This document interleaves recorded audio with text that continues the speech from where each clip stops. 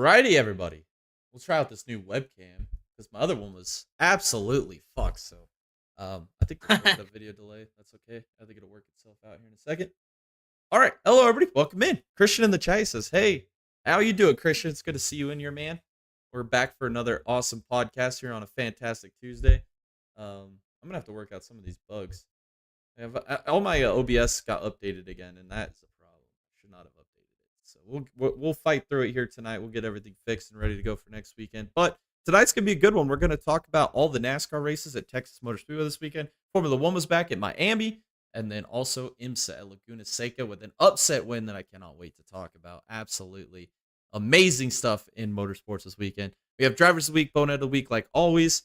Heartbreak of the Week. And then we also have more racing this weekend. It's the month of May, so Indianapolis is going to be full of racing action or cars on track all month long. We've already seen some open tests for the Indy 500. This weekend, we have the Indianapolis GP, as well as NASCAR at Watkins Glen, bro. I'm so excited for that.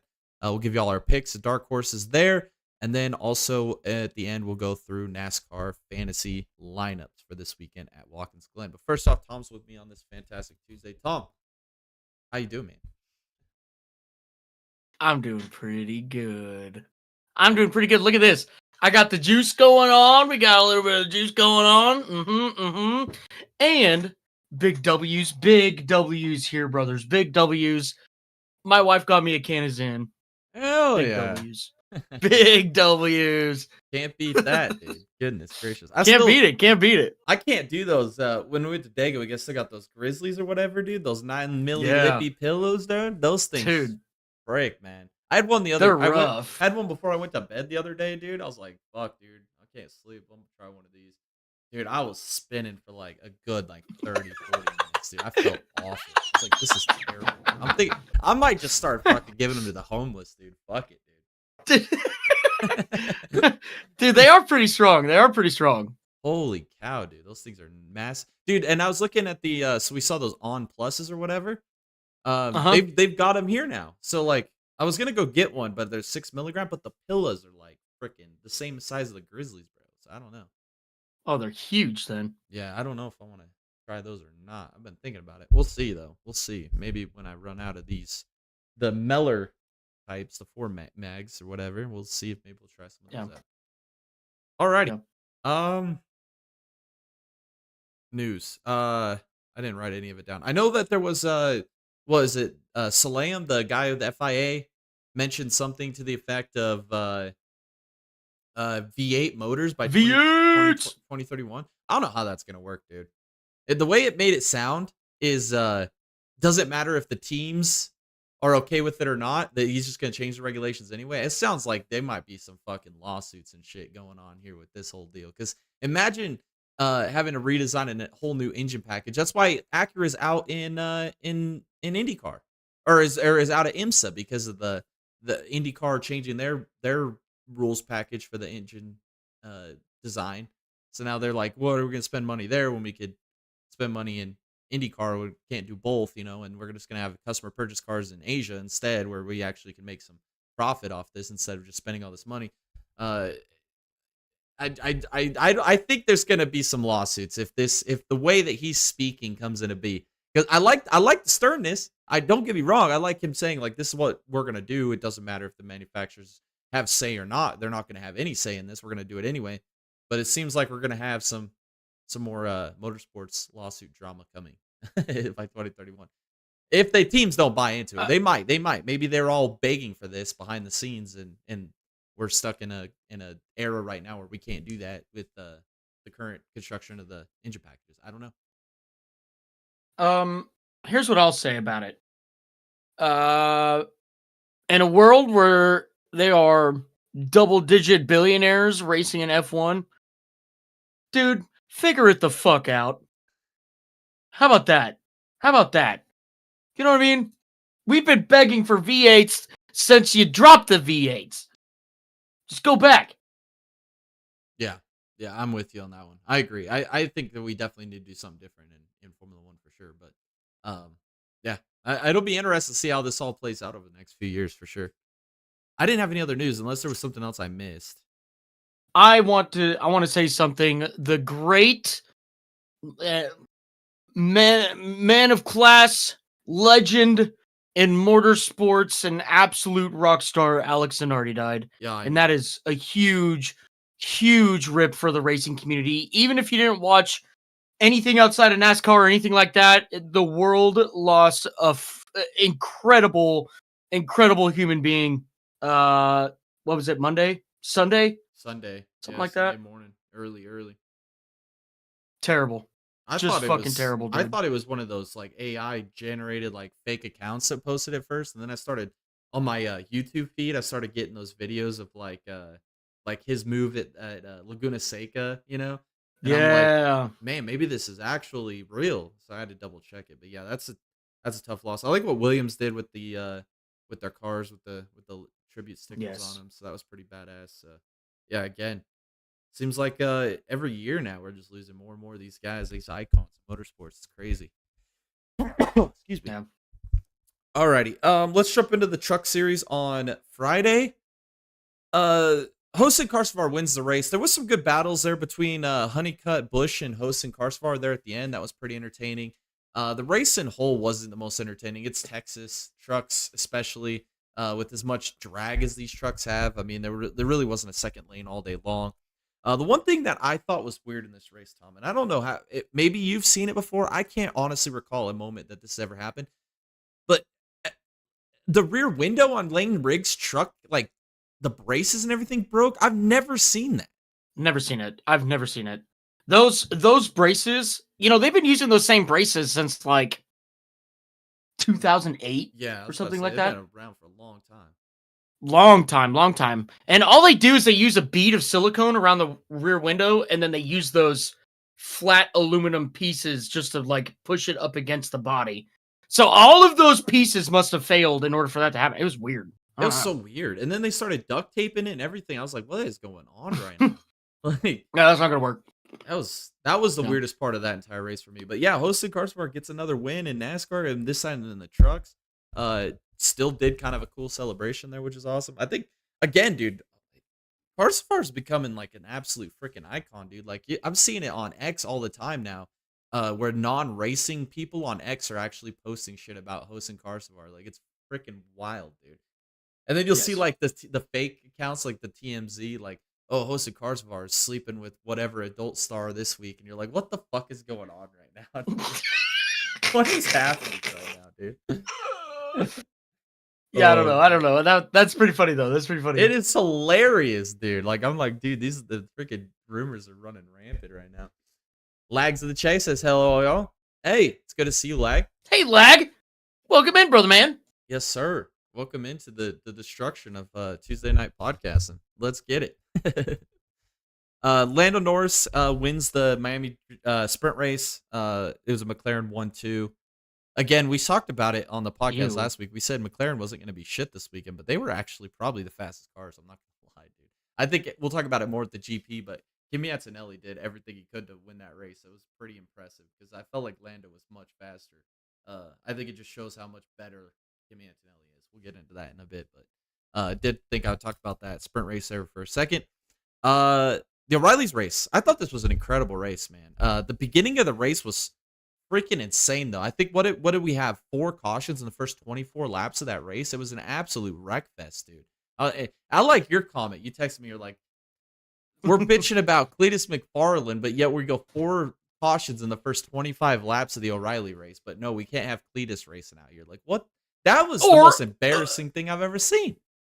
or in the past 3 races, they wreck on lap 2 and even have a car upside down on the back straightaway, but yet we're bitching about Cletus McFarland. Come on, guys.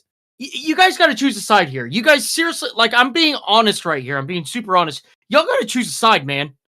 Yeah. Like, if we're gonna continue to have a Wreckfest series in the Xfinity series, then why the hell won't you let Cletus in? What the hell difference is it gonna make? Yeah. In fact, if anything, he's gonna be starting ass last anyways. He's gonna pass all the wrecks. He's gonna get a good finish. Why not let it happen? That's what I don't get. Like, I don't know. People are just weird, man. People are just weird. People are just so butthurt about this damn approval process thing. Like, dude, what the fuck, man? Like, I'm just, if I have to hear somebody say fucking approval process one more time, bro, I'm going to fucking lose my fucking mind, bro. Because you've got motherfuckers out here like Chris Wright, dude. Like this motherfucker. What? How? You know? And we're bitching about Cletus, but we're not bitching about perpetual fucking dumpster fires that continually have enough money to be able to run these it doesn't make sense to me, man. Who knows, dude? It's just we got a guy that's an eye doctor who ran like 3 ARCA races last year. Now he's a full time in a fucking decent ass ride. Like, explain it to me. We got a chick that's only out there because she wants to be the first mom to ever race in a fucking NASCAR. Like, what are we doing, bro? What are we doing? Make it make sense, man. Make it make sense. All right. Yeah, there was some great racing. There was one point in the race where it was Brent Cruz, Kyle Larson, Connor Zilic all running side by side, 3 wide for the lead. Brent Cruz on the bottom. I think he got loose and kind of tagged into Larson. Larson kind of washed up into Zilic, and then Zilic got into the wall. And then after that, Zilic's race was killed, man. I think Zilic wins that race if he doesn't get put in the wall right there. That car, he was so fast. I mean, yeah, I think Cruz probably had the best car. I still think Zilly was going to beat him talent-wise, head to head there. So that kind of sucked. That for me, that the interest in the race kind of went down from there, and then it became the Larson and Allgaier show. And then Larson was able to hold off Allgaier there at the end for the win. Again, if you take out the first 25 laps of that race, I think the race was pretty good. The outside line eventually came in during the weekend. But again, the difference between the Truck Series and the O'Reilly Series, the time of day the race was ran. These night races in NASCAR, Tom, I'm fucking over night races in NASCAR. I think it's the most, like, hyped up destruction to what racing is, dude. Like the truck race had no outside line. The race wasn't that great. Like the finish was good. The last like 10 laps, the Honeycutt, Busch, and Hocevar battle was amazing. But overall, the whole race was not that good, man. Like, and then you get to the hot, slick day, a good early May day at Texas, and the racing is good. You got 2 lines of racing, you know? Like, I don't understand it. Oh, 1 second. I think the audio just cut out, dude. What is going on? You know what it is? I updated freaking OBS third, dude, and that's every time. Let's see. Why is it doing that? Is my headset turned on?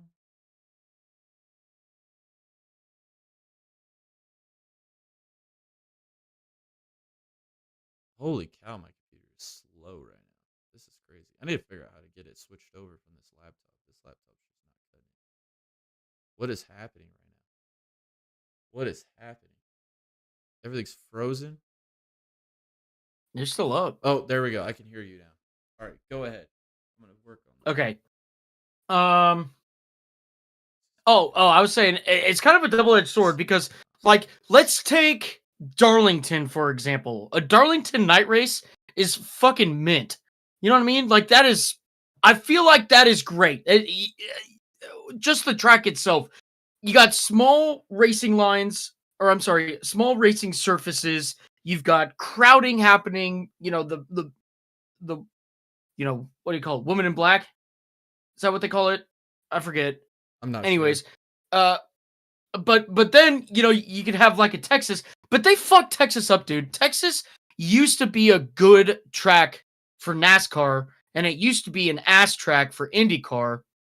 And now they catered that track more for IndyCar than they did for NASCAR. Now NASCAR, I feel like whatever you do at Texas, it's just I don't know. It's just another track they ruined. Honestly, again, I feel like it's just a double-edged sword, and it just depends on the track. It depends on if they spray that stupid PJX or whatever the hell it's called, and what kind of tires they bring.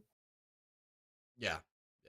It was my webcam. That was what was fucking it up, dude. I just turned it off and back on. It's all good now. I think it was picking up my other webcam. Yeah. I had to unplug it. Yeah, I'm with you. The PJX, that experiment needs to get just fucking whitewashed. Get gone. It needs to get gone. Absolute fucking terrible. Let's move over to the Formula 1 Miami Grand Prix. What a freaking start to this race, bro. This fucking start was like, absolutely insanity. I mean, we take the green. Antonelli again. The Mercedes are struggling on these takeoffs, dude. It's like it looks like Lando Norris when he was in his prime. On these restarts. That's how bad the Mercedes car is. Leclerc ends up basically taking the lead off the initial start. Verstappen's their P2. Verstappen does an absolute 360, hits nothing. Cinema. Nobody hits him. Somehow continues on, like in about 12th or 11th or somewhere in that range. Like unbelievable that didn't happen. Antonelli falls behind a couple of the Mercedes or the McLarens. Russell lost some spots at the start. So these for Mercedes, first off, they need to figure something out with these starts because it hasn't cost them a win yet. But it's going to, especially if we get one of those like Abu Dhabi 2023 all over again, where Verstappen, where it's a one-lap shootout, they're going to lose that race every time. It's not even going to be a question. So they got to figure something out there. But then you got contact between, I think it was one of the Haas cars and then one of the Sainz, and I think it was Ocon maybe made contact. And then Lawson drives it into the corner like 500 yards too deep and runs over Piastri or Gasly. Gasly goes upside down, bro. Like I haven't seen an F1 car flip in a long time, especially one that's flipped that slow. Like it was a slow, lazy roll. Like it was weird. And then Hadjar hops that little chicane, goes head onto the wall. He's done. I mean, those first like 5-7 laps, Tom, was just so much shit was going on. It was cinema. No words to describe what the fuck was going on, bro. It was crazy. Yeah. Absolutely wild. I will say this, Jay. I went back and watched that Gasly Lawson ordeal. And if you actually look very closely at Lawson's steering wheel, as soon as he starts braking for that corner, the car goes into anti-stall mode. So he didn't have any engine braking going into that turn, and he just absolutely clobbered Gasly. So again, it seems like it's a freaking Red Bull issue rather than a Lawson issue. Mark that. Because yeah. I have no typically idea. I don't know, but I thought that was, I was kind of taken aback by that because, well, not really. Red Bull's on their downfall right now. It's only going to get worse. I thought the whole thing was just awkward. I mean, in general, because I mean, not only did even if without the engine braking, he made a late move anyway for a dive bomb. So even if he did have the braking, I still think they might probably make contact. I don't know. It's just that whole thing was just freaking weird, man. It was like Gasly like down the straightaway. He even went wide because he saw that the Lawson behind him was applying his overtake. And then it was like Lawson was like slowly creeping up to him, like he never even really tried to make the move. So I think it caught even Gasly off guard. Like he's like, well, bro, I gave it to you and then you didn't take it. So then I just entered the corner of my normal line. Like, I don't know. The whole thing was just weird. Anything's possible, right? I just know that the engine braking means more now, especially in the current hybrid area that they're in, you know? But, I mean, anything's possible. Shit. Who fucking knows, dude?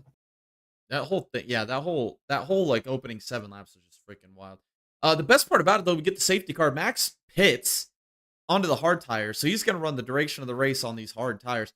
And the whole time, I'm watching the radar, and they're talking about it during the broadcast. Like, it's going to absolutely hit us with like a freaking... The way they're talking about it, it's not like we're getting hit by like a tornado, bro, or like a full-blown Hurricane Katrina part 2, you know?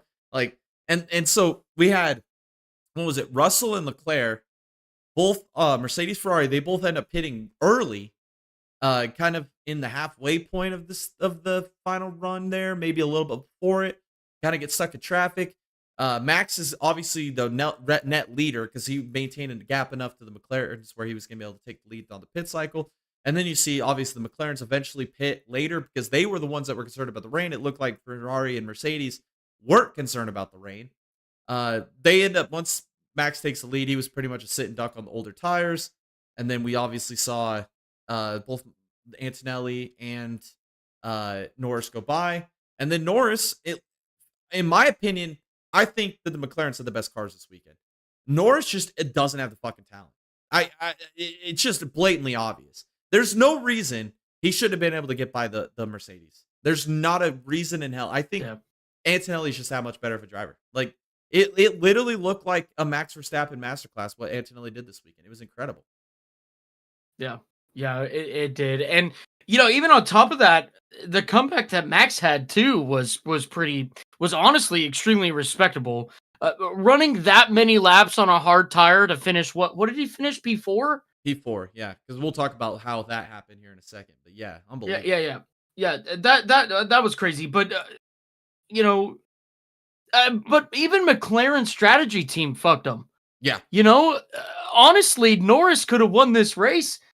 Even with how bad he is comparatively to the drivers around him, he could have purely won this race on strategy. I don't know why they didn't McLaren fumbled it. I don't know why they didn't cover off Antonelli. That's what made no sense to me. Yeah, exactly. It's like if you were so concerned about the rain, sure, be concerned about the rain. But if you've got control of the race, just cover off the guy you race. They even said it during the broadcast, and I was thinking the same thing. Like, even if it rains, you cover off Antonelli. Antonelli's going to still have to pit for wet tires, same as you. So, like, why would you not cover off? So the whole thing was just bass backwards in general. Weird. Yeah. So, how did Max forget to P4 at the end of this race? Well, he was P3 for a while. Obviously, we had Leclerc, Russell, Piastri all charging on newer tires behind him. They eventually got to Max. Leclerc was looking like he was going to secure the podium position. Final lap, makes a mistake, gets into the wall, has a tire going down, it looks like, and ends up finishing 6th. I mean, if that's not the most Ferrari thing that you can script, I don't know what is, man. Like, I don't know what was going on right there, dude. He had it covered. I mean, even with the bad strategy call, hitting as early as they did, because I think that they botched that. I think Russell or Leclerc should have had podiums over Piastri, because Piastri was not in a position to score points, and he ends up scoring points here, which shouldn't have happened. It should have been either Russell or Leclerc should have scored that final point in this race, or that final podium spot in this race. And they pitted so early, they trapped themselves in traffic. Like, I understand, like, yeah, we don't think rain's coming, but at some point, maybe you should have stayed out another 4 or 5 laps and opened up a gap to the traffic so you didn't get stuck and you didn't have to pass another 5, 6 cars through that track. Like, that made no sense to me in general. And then finally you get through all, and then Leclerc makes a mistake, gets the wall, and then he falls back to 6th. I mean, I like that one post that one fan put. He's like, who suffered more, Jesus Christ or Charles Leclerc? I was like, what the hell is going on, bro? Oh, man. I don't know, the whole thing, man. I even texted you, I think, during it. I was like, I think Ferraris, they can't fucking help themselves, dude. They just can't help themselves. They are actual suckers for punishment. And then and the funny part is, too, is they baited Mercedes with Russell to cover them off. So it was like the whole thing was fucked, dude. It's like they fucked up so bad that they baited Mercedes into falling for that same bullshit trap. Like, I was like, you can't script this, man. Like, Formula One this race weekend was incredible. It didn't rain, which that sucks. I really wanted to see what would happen in the rain. I think if it rained, who knows who wins this race? It could have been fucking. Yeah. We could have seen Perez win this fucking race or some shit. You never know, But it's like, yeah. But regardless, I mean, just the absolute fumbling of strategies. We had we had Ferrari fuck up their strategy. Mercedes falls for it. McLaren completely botches it, trying to cover off Antonelli. I mean, the whole thing was just. I think the best strategy of the weekend was Max. He's the only one that put it on a safety car, and he still comes home with a decent finish, better than what he would have finished. Yeah. I don't know. The whole thing was just fucking wild this weekend, Tom. What a race, dude. Yeah. Invite all of those strategists from this week, actually from every team, to the Smooth Brain Operators Club. Yeah. The only one that had any rhyme or reason to it was the Verstappen one. Everything else was, well, I mean, yeah, but think about it, Jay. Think about it, Jay. Well, yes, Antonelli's was good, but think about it. If anybody else had the strategy that Max had, I guarantee that there would have been at least a 10 to 15 second deficit from everybody else to Max Verstappen. Yeah. Oh, yeah. I don't think that anybody could have done what Max did this weekend. Right. I think probably your closest guy would have probably been Antonelli. Yeah. Or even Russell. Yeah. Just off the pace of the cars alone. Yeah. Yeah, just off of the pace of the car. Yeah. Yeah, I agree. I think the biggest takeaway I have from this is McLaren totally fucked this weekend up. They should have won the Grand Prix. They won the sprint. They should have swept the weekend. They fucked it, you know. And at that point, you've got to know if you're a McLaren that Lando Norris is not. Yes, he has a world championship. That's, in my eyes, that's an asterisk. But he's not that guy. Like, he's not that guy. Like, and you're going to put him in a disadvantage with he's got a better car. You're going to give him a strategy that isn't, he's not going to do what Verstappen would have done in that. Verstappen wins that race if he's in Norris's position. Fuck, I think George Russell wins that race if he's in Lando Norris's position. And you know how I feel about George Russell, best speed driver in F1 history. It's just that's the way I look at it. But again, it was a great race, man. I was absolutely thrilled the whole time. Like, usually those races gets kind of stale around once the second stops are done or whatever, the strategies are played out. It just kind of gets stale, and it's like, oh, this is how it's going to finish. It's just a matter of who's going to fuck up or not. There was just never really a dull moment in this race. It was pretty entertaining.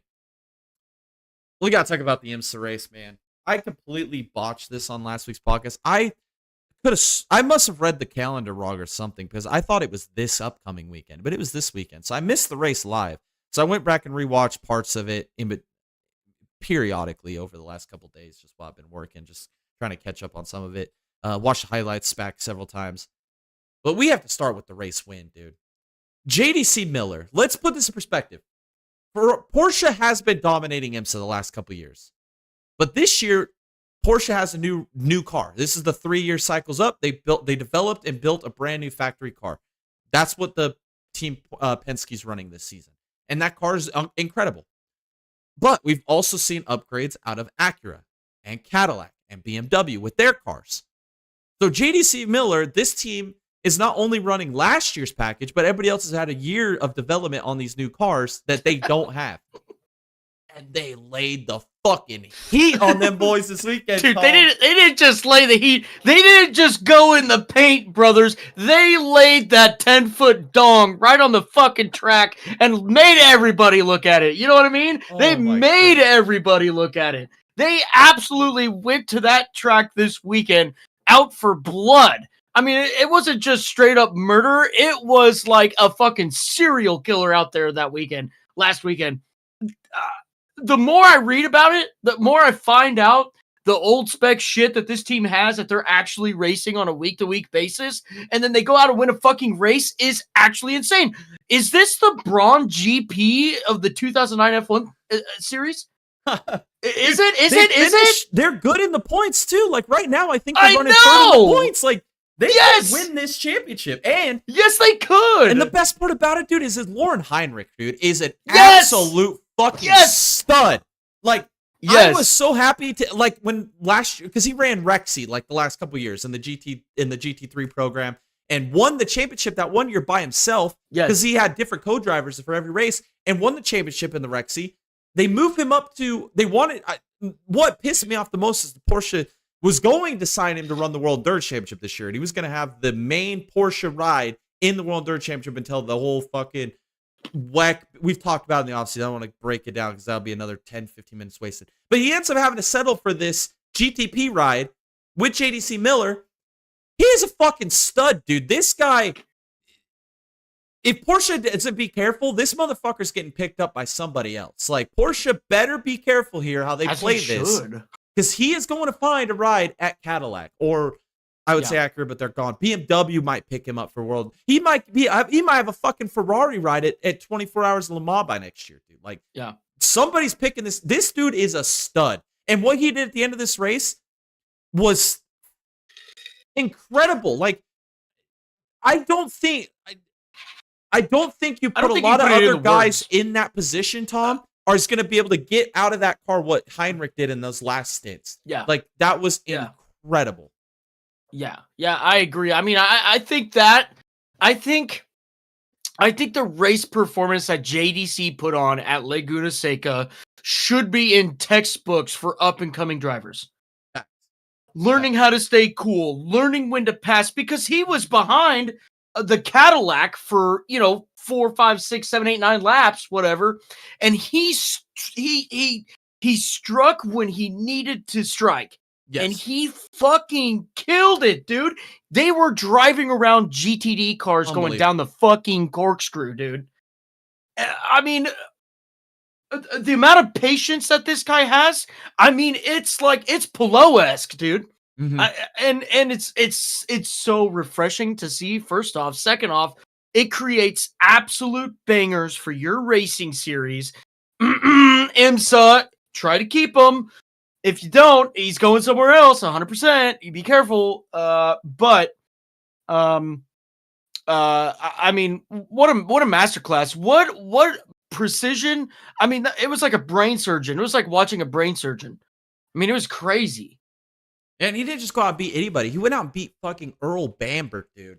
Earl Bamber is one of the best. Like, he is amazing. It's not just that, though, Jake. He beat every updated car on the grid. He beat the updated Porsches. He beat the updated BMWs, the updated Acuras, the Cadillacs, the updated Cadillacs. I mean, he went against Goliath, and he won. That's insane. It's unbelievable. I mean, absolute freaking stud, dude. Like, I knew this dude was special, dude, especially when he ran what was it, the Rolex this year, and he was going nose to tail with freaking Felipe Nasr at the end of that race. And I'm just like, this guy's incredible. Like, it's unbelievable what this guy can do. And again, we talk about lack of superstars in these motorsports, man. Like, this dude's a rising superstar. And the lack of experience he has in these GTP cars, this is his first year in GTP cars. This is like his fourth race he's ever ran. Like, third, right? Because they've only ran what? No, fourth, because they ran Detroit as well. Or not Detroit, Long Beach. So this is the fourth race behind this platform. A non-updated car. I mean, just the whole thing was incredible. One thing I do got to give credit to IMSA for, because we give them a lot of shit with their Big Daddy moments. They've had a lot over the last couple of years. But there was a point in this race, I think it was like maybe an hour left, and we had the GTD Pro battle was intense. There was probably 6 cars nose to tail there battling for the lead. And we saw the number 4 Corvette with Katzberg and the number 9 Lamborghini with Caldarelli. They're battling pretty much door to door, going down toward the corkscrew, and they made a little bit of contact. Both drivers were kind of trying to get to the preferred lane to enter the corkscrew, because it's a 1-lane part of the track. And they're both kind of side by side. They make a little bit of contact. It cost Caldarelli some positions. It cost, obviously, the Corvette the lead there because it killed their momentum. IMSA did not put this under investigation. They did not penalize a single driver in this scenario. They let them race it out. And that right there is what I like to see in racing, because sure, if you wanted to nitpick it to death, you could have come up with a penalty there. But in my eyes, that's good, hard racing. And that's one thing I think IMSA is the best racing on planet Earth. I say it all the time. I think sports car racing is the best racing on planet Earth. The only gripe that I've had is that they don't like it when these guys really make a lot of contact. And we saw 2 scenarios this week. And obviously the one I just mentioned with the Caldarelli one. And then at the end of the race, when Heinrich was with the faster car trying to get by the BMW, he made contact with Whitman, and they went side-by-side door banging, and they didn't call penalty on that one either, and I think that one was also great racing. Like, big props to IMSA this weekend, Tom. No Big Daddy moments. We got to see good door banging, some good hard racing, and I love it, man. Yeah. That's what we've been missing in sports car racing. If we could have that be a traditional thing where we continue to let these guys race that hard, we might just have the best product on planet Earth racing-wise. I mean, that was incredible. Yeah. I agree. Alrighty. I don't really have. Oh, let's just talk about the other winners. Ford wins again which is surprising to me, because this isn't a track you look at the Fords to be able to win at. Like, a Laguna Seca is not something that favors the Ford GT or GT3 car, and they got the win this weekend, so that was really impressive to me. And then also the number 45 Lamborghini with Wayne Taylor Racing ends up winning in GTD, which again, that was a little bit of a shocker to me as well. So overall, great weekend at Laguna Seca for IMSA, and 3 kind of upset wins, in my opinion. So what more can you ask for? It was great racing. The GT3 cars obviously put on a great battle, and then obviously the battle for the win there with the last lap pass. Just unbelievable what Heinrich was able to do in that final stint. All right, let's talk about the Cup race. Poor Christopher Bell, man. Gets taken out by Todd Gillen from the lead. I don't think anybody's had worse luck this year than Christopher Bell, man. I mean, obviously Blaney's pit crew stuff has been pretty bad luck. Briscoe's been struggling to finish races. Obviously KFB and all that shit. We'll talk about that more here in a second. But Christopher Bell, man. Every time he's got a chance where it looks like he might win the race, he gets put in a wall or gets wrecked or something just out of his control happens, man. Like I think the best way to describe it is like when he got out of the car and he was sitting there after he got out, he sat on the pit box and he just had this look at the absolute defeat. You know, like what more can I do, man? I picked him to win the race. It's almost like I thought he was gonna do it. Yeah, it's almost like Chase Briscoe last year at the beginning of the year when it was just fucking disastrous. Every corner that you went around, it was just disastrous. But shit, did he turn up at the end of the year? Could this be Chris Bell? Circa 2026? I know I keep saying that, Tom, but how many times have we picked Bell to win the championship over the last 3 years? And he just comes up short, whether fucking Big Daddy NASCAR does something or he has a brake failure in the final race. It's not even his fault. Like, the fucking... when he got called out by NASCAR for wall riding, which, by the way, still, kiss my ass over it. That's bullshit.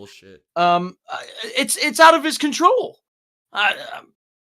He's had one true decent shot at the championship, and that was when he first made the Final Four appearance, and he finished second. Is that right? Second or third? I think so, yeah. Yeah, something like that. I don't remember.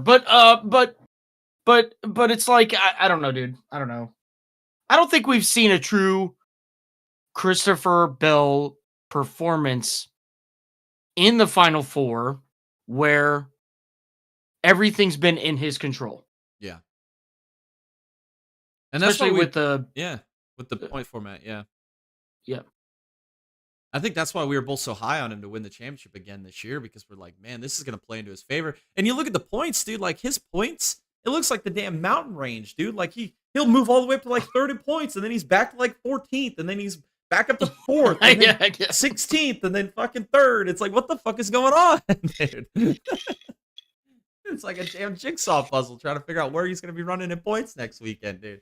Yeah.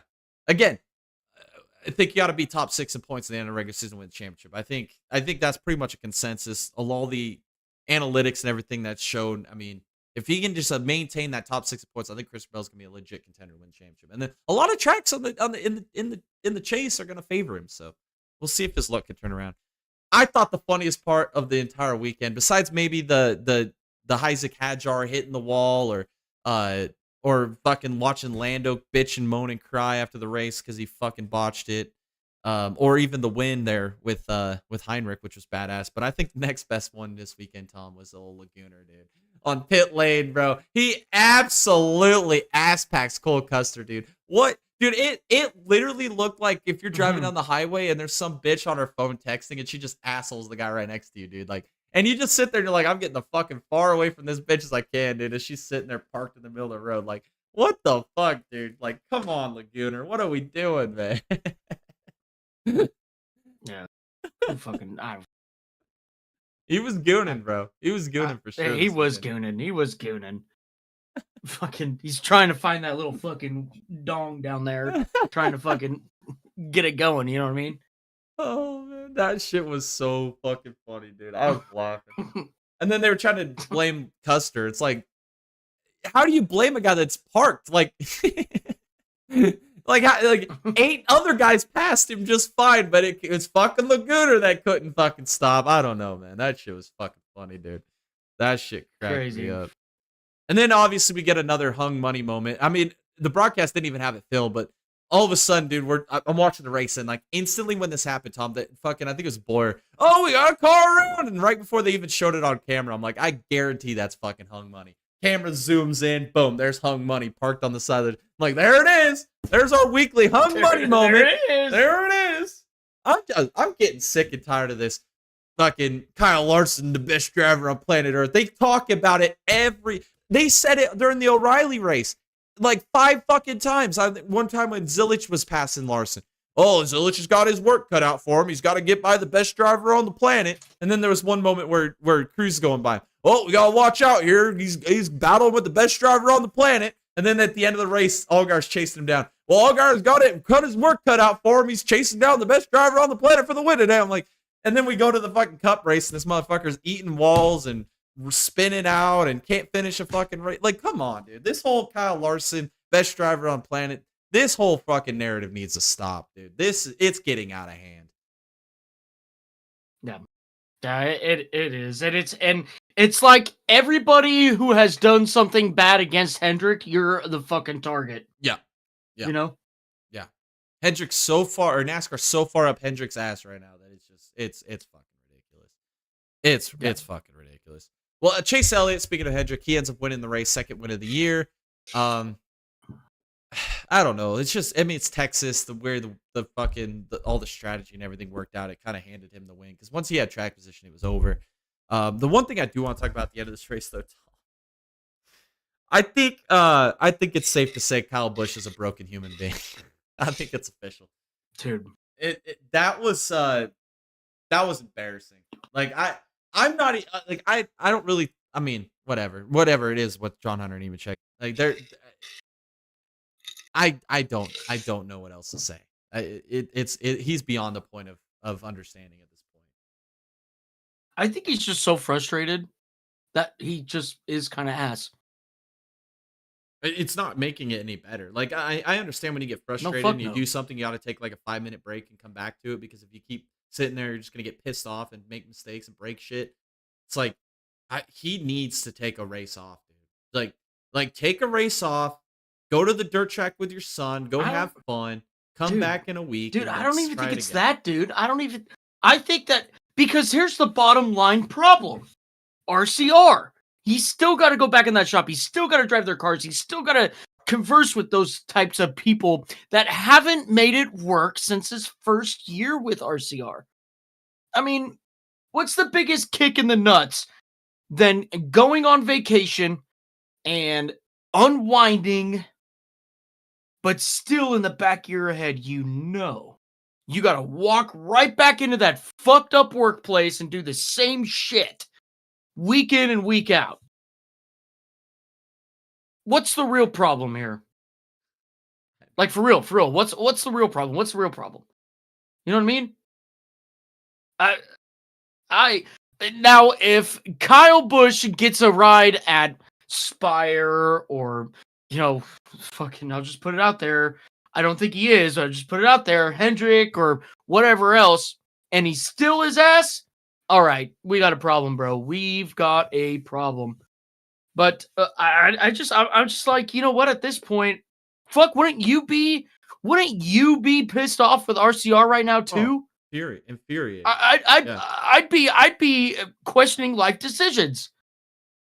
Well, I think the biggest thing nobody's talking about with RCR, and I thought about this today.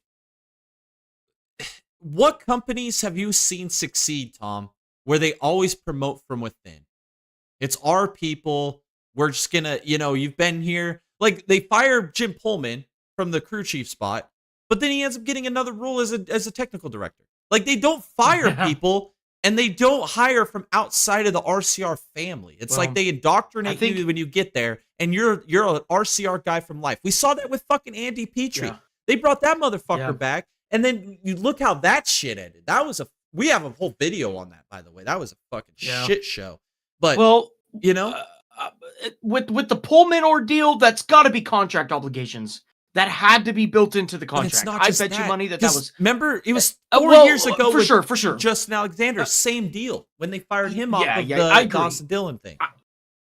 I agree. I agree. I'm just saying, with the Pullman ordeal, that had to be like a backup contracts obligation sort of ordeal. You know what I mean? Like, does Pullman deserve to be ostracized in the sport where, he had some decent results before RCR? No, I agree. I mean, no, not really. No. I was sitting there thinking about it too. I was sitting there because I didn't actually think that one out before I said it. But I don't think he does. But uh, again, this is a team problem. This is an RCR problem, and it continues to be an RCR problem. And at what point do you just stop looking down at the people who create there. everything Yeah. and start looking up at the Mhm. people who are directing? Yeah. You know what I mean? Hire people outside of the RCR family at least. Like, bring a new set of eyes into this motherfucker. Yeah, Like, yeah, sure. like Yes. that's the definition of insanity. He's doing the same thing over and over again, expecting different Yes. results, and that's what they continue to do. Like, how long Yes. is whoever the fuck his crew chief is now? He's been with RCR for what, like 15 fucking years? Eh, They brought it back on the road to be a crew chief. Like, go outside of your little bubble and go find somebody else with some new ideas. Bring that guy. Like, It might be a money issue, dude. I don't think so though. Like, I don't feel like that's gotta be I it. mean, I mean, it could be, but you've got the most marketable number in NASCAR, the Yeah. number 3. Yeah. Right? And then you've got and arguably the most marketable driver in NASCAR with Kyle Busch. Yeah. And you should be pulling in some massive numbers with that. You know what I mean? And it's like uh, I don't know. Actually, I just reminded myself of something. You remember when Kurt Busch went to Phoenix? yeah. Fucking A, did they have some bad races. Mm-hmm. But damn, when those guys showed up to the track, when they fucking had something for the race, dude, holy shit, were they fun to watch. And they fucking executed and they did some work. You know, I don't understand why at least not one race a year for Kyle Busch where they can't show up to actually contend for the win. They do it every year with Austin Dillon at Richmond. Yeah. Why can't they do it with Kyle Busch? Yeah. I don't know, man. This whole thing is so fucky wucky, dude. I mean, we got KFB committing murder, in the words of SVG, on track, and then at the end of the race, absolutely fucking smacking the 42 up into the wall. Whether or not it caused his nosebleed or bit through his lip or whatever, is up for debate. But it's like he did the same shit to Brad Keselowski too, just a couple laps prior to that nobody's talking about. And KFB did the same thing, except the 6 car held on to it. Yeah. You know, like fuck, dude. I don't know, man. This whole thing is just weird, man. This whole thing is just weird. Yeah, I don't see anything changing or anytime soon over there unless we see a regime change, we see an absolute gutting of the team, or we see Kyle Busch go somewhere else. Because at this point, it's a fucking relationship that's never gonna be mended, dude. The whole thing's fucked. Yeah. That's all I got for the race this weekend. Drivers of the week, we got Parker Retzloff, P5 again in the O'Reilly Series, man. He is just knocking on the door, man. Just knocking on the door. We usually don't do this, but I had to do it, man. Lauren Heinrich, his first GTP win. He needs driver of the week freaking consideration, dude. Unbelievable this weekend. And then Franco Colapinto, P7 in Formula 1. That was his best result, man. He qualified there and ran there all day long. Great run by Franco Colapinto. This looks like the Franco Colapinto, Tom, that we saw in his debut in F1. Remember when he did that debut? And he did nothing in Formula 2. He gets an opportunity in F1, and he absolutely lit the world on fire. I think he scored points in his debut and everything. Like, unbelievable race. And then then from that point forward, it's just like, what the fuck happened to this guy? Like, he was just tearing shit up and non-competitive. This weekend, man, looked like the debut Franco Colapinto again. I think he deserves a big shout, man. Boneheads of the week, Isaac Hadjar running out of talent in Formula 1. I put this one on there. I mean, who knows? But I feel like it was just pretty comical, honestly. Liam Lawson wiping out Pierre Gasly. And then Joey Logano's pit road crash. I had to put that on there, dude. Like, that was just... that shit was fucking funny. And then just to satisfy all you freaking F1 Ferrari fans, he did suffer a lot this weekend. I don't know as much as Jesus Christ like you guys think, but I'm going to put Charles Leclerc on this as heartbreak of the week. Oh, my God. Alrighty. Now let's preview the races this weekend. We've got ARCA trucks, O'Reilly's, and Cup all at Watkins Glen, and Indy NXT at the Indy GP for the month of May. This truck race, dude, this entry list is fucking stacked, dude. I think if there's any race you want to watch this weekend besides obviously the IndyCar race, I would say this truck race is going to be must-watch TV. Brent Cruz with Tricon in the 1, SVG with Nice in the 4, Adam Andretti with the number 5 for Tricon, Connor Mozak, say what you will, he is an exceptional road racer with the 7 with Spire, Tony Breidinger with McNally number 20, AJ Allmendinger is going to be in the Call League All-Star car in the 25, Rossi Chassis Stain is going to be in the number 45 for Nice, old Connor Zilic, see Zills in the lineup, Inspires number 71, and Hosen Karsvar in the 77 for Spire. This race is going to be absolute freaking cinema, dude. I'm so excited for it. In the O'Reilly Series, we're going to have a triple header here with Zilly and SVG, both going to be at Junior Motorsports Machines this weekend. Chastain, he's running triple as well with Jordan Anderson Racing in third too. Rajaw's back in the 88 for Junior Motorsports, and then Quapple will be with DGM in the 91. And then the Cup, we got Josh Bilicki in the 66 for Garage 66, and then Catherine Lake making a Cup Series start with Live Fast in the 78 this weekend. In the chat, Lag says, ever since Leclerc joined Ferrari, has mostly just been suffering for him. I agree, man. A lot of it's self-inflicted with the damn Ferrari team, but I don't know, man. I would love to see Charles Leclerc back to his winning days for sure, dude. He is an asset to Formula One. We need to see him do good. All right, and then on Friday, we got the ARCA Series of General Tire 100. I did not see an entry list, so I'm just gonna go assuming off of what I've heard and read. I'm going to go with Thomas Annunziata. He won that race last year in the ARCA Series at, what was it, the sports car track, Lime Rock Park. He won that race last year. I'm going to take him to win this weekend in the ARCA Series. And then, obviously, man, every time we go to a road course, I always put this guy on my list. He's had some damn good runs. This old fucker can get around Watkins Glen. Trust me. This grandpa can get her done, dude. This goddamn boomer. I'm gonna go with Dale Quarterly, man. He's fun to watch on these road courses. I think last year he finished third?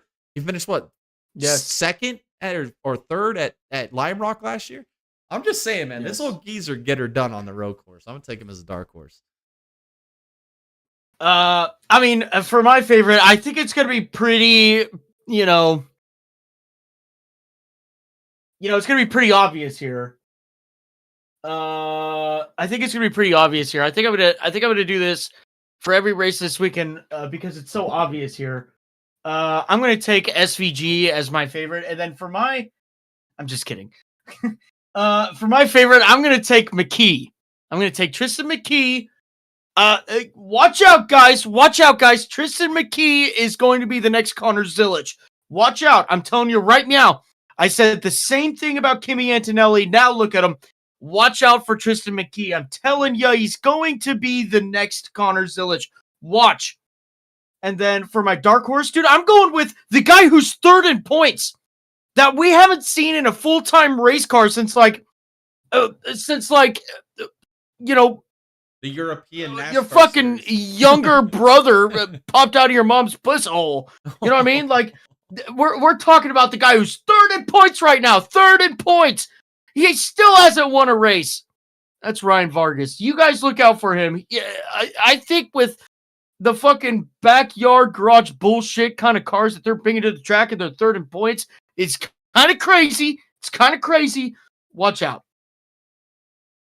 All righty.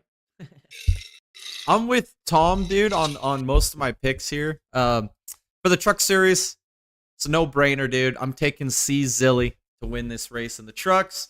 He's with Spire in the 71. That's a good ride to be. He hasn't won in a truck yet, Tom. He's been freaking close. He hasn't got it done in a truck. I think he finally gets that truck win and adds his name to the guys that have won in all 3 series. And then my dark horse, obviously, dude, it's Brent Cruz, bro. Like, Brent Cruz is exceptional, dude. Like, this kid is a fucking wheel man, dude. He is like Toyota's version of Connor Zilic, man. Like, he's good. I don't know if he's got, I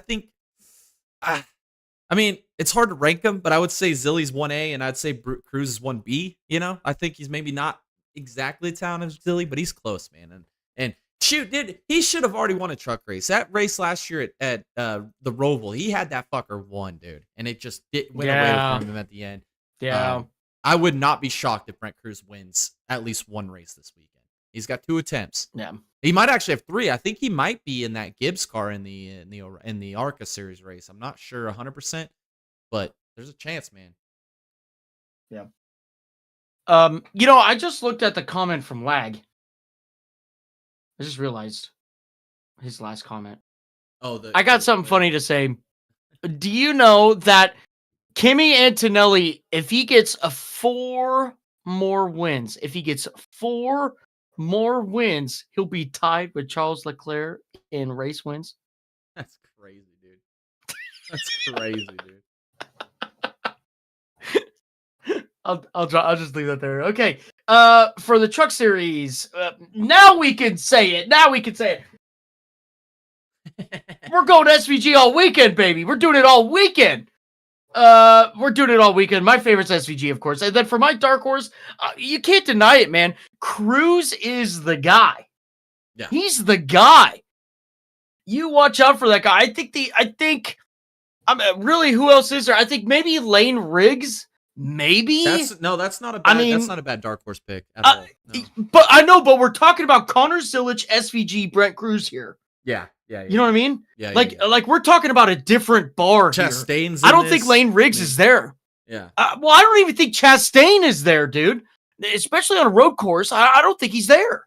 I think Connor Zilich, I think SVG, I think Brent Cruz are just in a freaking on a planet of their own right now. And I think that's who you're going to see in the race this weekend, barring any bullshit that happens on track. I saw that they're going to be putting up a fucking tire barriers what the fuck? after turn 1. What the I mean, that could really throw a wrench in some shit. But first off, Big Daddy NASCAR, come on, man! Get your fucking heads out of your asses! That's the best part of turn 1 right there. How long have we raced at Watkins Glen and had no fucking issues, and now we're just all of a sudden we have a fucking issue? Like, what the fuck, dude? They're just looking for shit to fucking change, dude. That doesn't need changing. So yeah, whatever. So fucking dumb. It's so fucking dumb. But yeah, I think barring any bullshit that happens on track, those are going to be your 3 drivers. I think outside of that, I think you've got potentially even Majeski, Lane Riggs. Who else? I wouldn't be shocked if Mozak has a good run. I mean, he's had some really sure. Yeah, Mozak's a great choice. Yeah, absolutely. But yeah, I think you got your 3 drivers right here. I don't think you're going to do much better outside of that. Yeah, I agree. All right, and then on Saturday, the No App Series, the Mission 200. Again, I'm going Zilich, Dark Horse Cruz. I mean, it's as simple as that, dude. I wouldn't be shocked if we saw all 3 of those guys win this weekend. I wouldn't be shocked. I mean, it's just that is what it is, man. Like I want to see either Zilly or SVG get this weekend sweep. That would be fucking dope.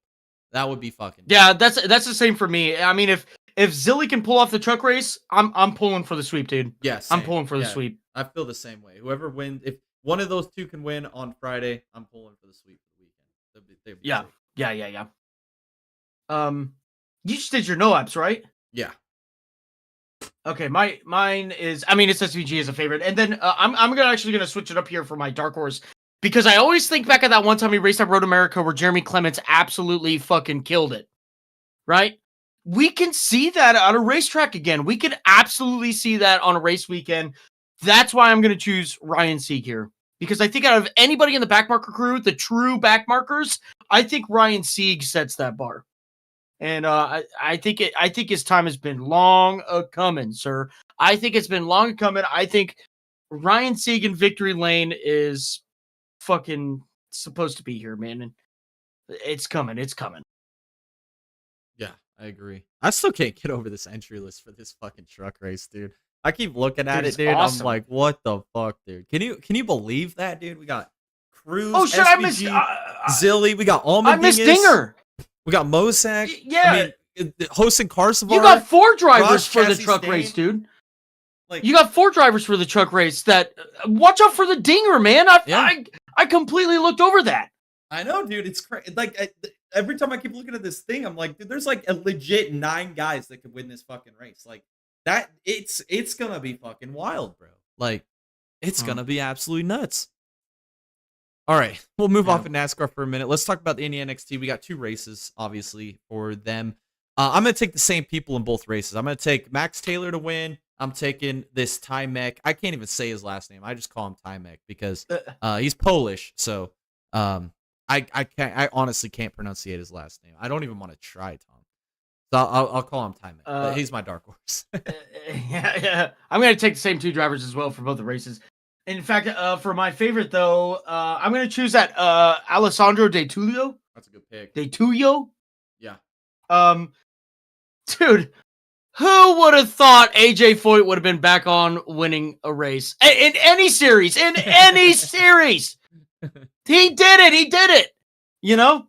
So, you know what? As a bit of a homer, actually, I'm not a homer at all. Fuck those guys, actually. But you know what? I'm gonna take Alessandro De Tullio or Tullio or I don't know. What was that one guy's name from Breaking Bad again? Oh, Tuco. Tuco Salamanca. Tuco. We're gonna call him Tuco. That's what we're gonna do. We're gonna call him Tuco. Yeah, that's right. That's right. And then for my dark horse, I'm also gonna go with Tymek. Tymek, Kichar chick. Kitchar's Zik. See, you're braver than me. You even tried it. I wasn't even gonna attempt it, bro. They tried to say it during the race at they couldn't. At fucking Austin or whatever. I was like, what the fuck are they like? What the fuck? Yeah, well, just call him TK. He's probably a better TK, anyways. Yeah. Oh man. All right, and then on Sunday we got the IndyCar race, the Sunseal Grand Prix. I went off the wall here on my pick a little bit, Tom. I'm going Christian Lundgaard with McLaren. He's won here in the past. He's really fucking good here at this track. McLaren has been decent this year. They've been right there in that 3rd to 5th all year long. But who hasn't been able to beat Kirkwood or Palou? Those guys have been the class of field so far. I think this is the weekend that Lundgaard puts his name in the hat to be that 3rd contender for the championship with obviously Kirkwood and Palou. I think this is going to be a big weekend for him. I'm taking Lundgaard this weekend. I am 100% confident. If McLaren wins a race this year, it's this fucking race, this one right here. And then my dark horse, I'm going to go with Dennis Hauger. Again, he's the best rookie so far. Kyle Glitz kind of shocked me a little bit this year with Foy. He's had some pretty decent runs, but I'm still on the Hauger train. This is a race last year where he struggled in Indy NXT. It was the one race that he actually looked human in all year last year in the Indy NXT. I think he probably gets a little bit of redemption this year, and I think I'm saying top 10 for Dennis Hauger. Yeah. I'm going to go with my usual here now. I'm going to go with Palou Hauger for my favorite dark horse. I think really the only, well, you've got probably about 5 contenders. Yeah. Probably got five contenders. You've got Ray Hall is going to be one for sure. Yeah. Yeah. Oh, I forgot about Ray Hall. Ray Hall is going to be an absolute contender. This is best track. Yep. You got Ray Hall. You got Palou. You've got Kirkwood. Yep. You've got McLaughlin. You've got Lundgaard. You got Award. I don't think I'd go further than that. Really, I mean, yeah, I think you're right. I don't see any of the other Andretti cars doing good. I mean, you can't count out Scott Dixon, but would I put him on a favorites list? No, I wouldn't. I think you just nailed it, dude. I think you nailed our 6 right there. I don't think. I'd be shocked if the winner didn't come out of any of those 6 names, to be honest. Yeah. I think that's it. But you know, I think you can have some outside racers come in like Ray Hall. Lundgaard is not really an outside racer coming in to win a race, but I think that Lundgaard is definitely going to be a threat. I think you got Kirkwood and Palou as your 2 obvious. And then your outside guys that have shown consistent speed, but also watch out for VK. You got to watch out for VK. Yeah, VK's really fast here. Yep. VK's really fast here, and he'd be a great dark horse pick as well. Alrighty, I'm excited for this race, man. It's gonna be this the race. Yeah. I mean, I'm looking forward to the whole weekend, man. It's all road racing, bro. This is the shit I love. This is shit I live for, man. Yeah. And then for the Cup Series race, we're just gonna run it right back, dude. Cezil, dog, gets his first career Cup win. I've got fucking space right here for a fucking first win diecast. I just gotta move a few things. This is the weekend, dude. Cezil gets it done, dog. again, it's going to be the SVG Zilich battle all weekend long in all 3 series. It's going to be incredible, dude. This is the shit that you freaking have like good dreams about. You know, this is the shit you want to see, and we're going to see it this weekend, dog. I'm excited. My dark horse pick, though, I'm going to go Micah McDowell. I know that he has had a rough last couple of years with Spire. I think the worst thing to ever happen in his career was going to Spire. But those freaking Spire cars are quick, man. And I think he is the best road course option they have at Spire. And if they bring a car that's been good at like what they've had in the past, like go back to Chicago Street Course last year. He doesn't have that mechanical issue. I think he might have won that race. I don't know. Maybe. I think McDowell's a good pick this weekend. I've got him on my fantasy lineup. I think McDowell is going to be a top 10 threat in the Cup race all night long. I think potentially at the end, if he's in that top 5, who knows what happens between SVG and Zilly? Who knows how strategy plays out? I'm not going to sleep on McDowell this weekend. I think he's going to be an absolute threat for a top 10. Maybe even win top 5. Yeah, I think you're right. But this is where I'm going. Jay. This is where I'm going. You got your SVG, of course, as a favorite. And then for the dark horse, who won this race last year? It was Buscher, if I remember right? It was Buscher. Yeah. He beat SVG. Shit, I can't take him as a dark horse. I can't take he him as a hasn't dark won horse. this year. Well, I guess it has been a year up until that point. Yeah. Okay, I'm gonna take him. I think that's okay. I'm taking Buscher. Dark horse counts for any driver that hasn't won in the current year and maybe is sitting outside of your championship favorites. You know what I mean? Okay. Like Lundgaard wouldn't count as a dark horse because he's in the top 3 in points. He hasn't won this year, but he's still you know what I mean? That's how I feel dark horse. Yeah. Someone that hasn't won in the current season and isn't currently competing in the top of the points. Gotcha. The Buscher qualifies. Okay. Yeah. Okay. So I'm gonna take Buscher. Yeah, I'm gonna take Buscher. The only guy to beat SVG on a race weekend, other than whoever won Coda this year, was Tyler Reddick. Red Dick. That was kind of a fucked up. That was a fucked up race. That was kind of a. Zilly would have won that race. I'm taking that shit. Yeah. He would have 1,000% won that race. Osama! Fuck you! Fucking Osama! Damn it! Still pisses me off. All right. Yeah, those are my 2 drivers. I don't think there's much explaining to do with that either, to be honest with you. No, I think it's gonna be a great race. We could talk a little bit more when we get into our fantasy picks. My lineup, I'm going Zilly, SVG, McDowell, Buscher, Chastain. I'm going Buscher, SVG, Zilly. I'm gonna go because of momentum. I'm gonna go with the 9 car. I can't even say his name; it makes me puke. And then I'm gonna go with McDowell too. Alrighty, and then I set my lineup yesterday. I didn't have the matchups out yet, so let me pull that up real quick because I like talking about the matchups. That's always my favorite part. Yeah. Got my computers. So. Well, he does have the Iceman's first name and his middle name. That's Kimi Antonelli. I'm telling you, I talked about it since his first outing in Italy in 2024. Kimi Antonelli is going to be something.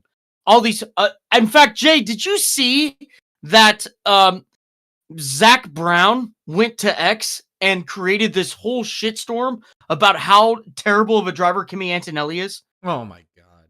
I anything that fucker says, I instantly just think the opposite because that guy's a fucking retard. I'm telling you, I'm like, where the fuck is your data for this, dude? He's absolutely clapping your drivers this year. If you were actually worth a shit this year, then maybe you'd have a little bit of clap to say that. But sir, you fucking suck. Shut the hell up. I can't stand that motherfucker, dude, at all, bro. He is such an absolute waste of fucking space on this fucking. He is. He's terrible. He's terrible. The thing that pisses me off the most too is they got that new McLaren commercial. They showed it during the F1 race, and it fucking pissed me off, dude, because it's Zach Brown, and he's sitting here. I'm Zach Brown, fucking CEO and operator of the fucking McLaren team. As we chase excellence, we hire the best drivers, the best engineers. And we're chasing that triple crown. I'm like, shut the fuck up, dude. I hope you never win it. I want to see somebody win it, but fuck him. I'm not I don't want to see McLaren win it. They ain't gonna beat Ferrari at Le Mans anyway. And it's not gonna fucking No. happen. It's not gonna fucking No. happen. So they're never gonna win it. And then they got to go to Indianapolis. They might win. They may win Indianapolis. I'll give them that. They've been close with Pato the last few years, but they're not winning the fucking Triple Crown, dude. He can back the fuck up with that, dude. Beat Ferrari and beat Ferrari with whoever's dicks they're sucking to keep their BOPs as low as they are, dude. Because they ain't beating that shit. All right, I got the matchups pulled up. That's right, Leg. That Brett win his favorite driver doesn't win. He's mad. Saw it last year. Yeah, exactly. Yeah. All right, we got Larson versus Elliott. This is a fucked up matchup. I'm gonna take Elliott because Larson will have his hung money moment. 9. I'm taking 9. Okay. The next matchup is Gibbs and McDowell. I'm gonna go. This is a good one.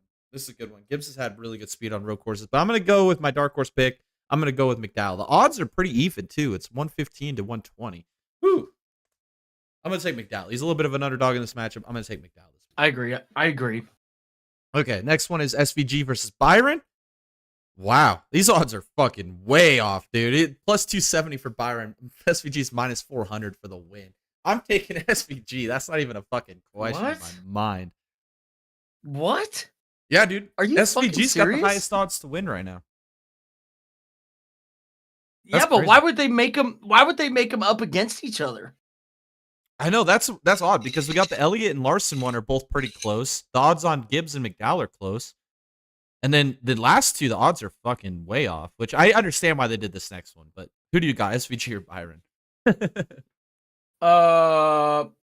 Yeah, I mean, this is pretty obvious, right? Am I right? It's SVG. It's SVG. Alrighty. And then these ones are pretty messed up odds too because Kyle Busch is minus. I don't understand how Kyle Busch is a minus 280.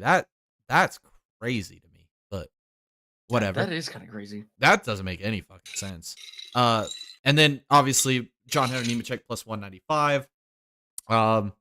Which is weird too. How does Nemechek have higher odds than Byron? That's fucking crazy. I don't know. But I understand why they did this matchup because of the controversy at Texas. I'm gonna go KFB over Nemechek in this one. I don't think I've ever seen Nemechek run good at a road course, to be honest with you. Yeah, but Kyle Busch is gonna lose his fucking mind. He's gonna do it again. Sure. I think. In fact, I think this weekend we're gonna see a complete meltdown of the A car. Wow. Just watch. Wow. I think we are. I think the boiling point was Texas. I think the complete meltdown is Watkins Glen. Oh, are we gonna see some fucking KFB circa 2011 all over again, where he just has an absolute fucking meltdown and just fucking yeah, and fighting people? Yeah, hell yeah. Oh, hell yeah. That's what I'm talking about. God damn. That'd be great for NASCAR. That'd be fucking exceptional for NASCAR. It'd be terrible for Kyle Busch's bank account, but it'll be great for us. It's okay. His retirement people already took it. Yeah, dude. It's going to some Laring Center in Minneapolis.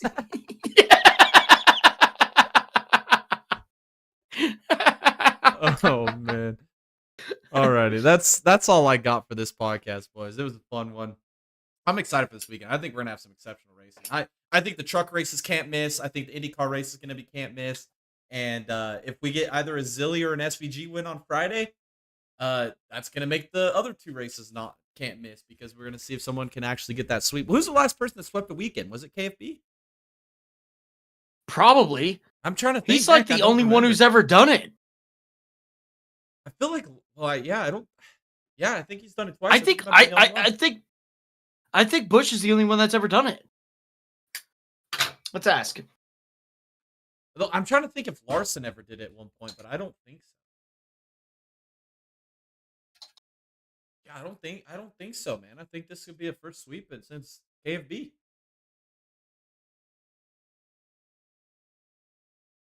Oh, Chase Elliott did it. Really? I'm trying to think back to when he did it. Was it 2017? Oh no.